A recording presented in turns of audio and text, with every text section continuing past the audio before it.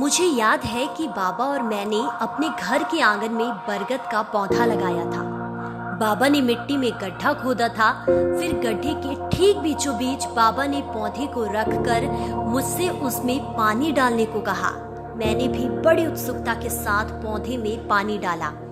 उस दिन के बाद से उसके विशाल काय पेड़ बनने तक मैं रोज नियम से उसमें पानी डालता, उसकी देखभाल करता। वो सिर्फ पौधा नहीं, मेरे बचपन का साथी बन गया था।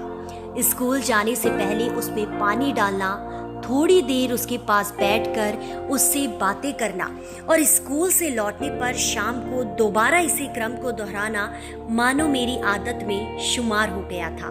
बाबा ने पौधा क्या लगाया, मैंने तो गर्मियों की छुट्टियों में नानी के घर जाना ही छोड़ दिया। घंटों बरगद से बात करना, उसे अपनी दिनचर्या बताना और हवा से टकराकर उससे लौट के आने वाली आवाज को सुनना, जैसे मानो वो मुझे जवाब दे रहा हो। जैसे जैसे पौधा बढ़ रहा था वैसे वैसे मेरी भी उम्र बढ़ रही थी। इस बीच मेरी और उसकी दोस्ती गहराती जा रही थी, या यूं कहें कि वो मेरी और मैं उसकी रूह में बस रही थी। वो मेरे जीवन का सबसे अच्छा और प्यारा साथी बन गया था। अब मैं वयस्क हो गया हूँ। बरगद भी एक विशाल काय पेड़ का रूप धारण कर चुका है। घर के आंगन में लगा बरगद अब आंगन को छोटा कर रहा है। जो कल तक बहुत प्यारा और अजीज था, आज वो आंखों को अखरने लगा है। आंगन में जमीन पर गिरे उसके सूखे पत्ते अब किसी गंदगी की तरह लगने लगे हैं। घर की सुंदरता में वो दाग सा लगने लगा है। घर को बड़ा करने के लिए उसका कटना जरूरी हो चला है। मैं सब कुछ भूल चुका हूँ। घर को बड़ा करना अब मेरी सबसे बड़ी जरूरत हो गई। मैंने समय न गवाते हुए पेड़ काटने वाले 2 लोगों को बुलवा लिया। कुल्हाड़ी के साथ आए दोनों पेड़ की टहनी काटने को आतुर हैं। मैं भी घर के आंगन को बड़ा बनाने में अंधा हो गया हूँ।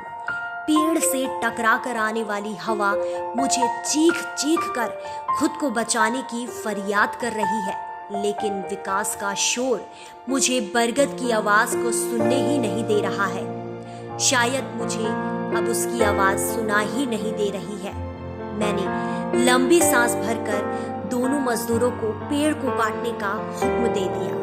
मेरे हुक्म की प्रतीक्षा में खड़े दोनों ने पल भर की देरी किए बगैर पेड़ पर कुल्हाड़ी चला दी। जैसे ही कुल्हाड़ी पेड़ को छुई, वैसे ही मेरे सीने में भी तेज दर्द उठा, मानो वो कुल्हाड़ी पेड़ पर नहीं बल्कि मेरी छाती में जा धसी हो। कुल्हाड़ी के हर वार के साथ मेरा दर्द तेज हो रहा है। इधर मेरा दर्द बढ़ रहा है, उधर पेड़ पर चल रही कुल्हाड़ी पेड़ को एक ओर झुका रही है। पेड़ पर पड़ी अंतिम कुल्हाड़ी ने पेड़ को गिरा दिया। वहीं सीने का असहनीय दर्द मेरे प्राणों को लेकर हवा हो चला। अब पेड़ और मैं दोनों ही घर के आंगन की जमीन पर पड़े हैं, जैसे मानो सच में हम दोनों की रूह एक दूसरे में बसती थी और जो अब विकास की रेस में दुनिया ही छोड़ गई हो। हाँ, मैं विकास, जो उस आंगन के कोने में अकेला खड़ा सिसकियां ले रहा हूं।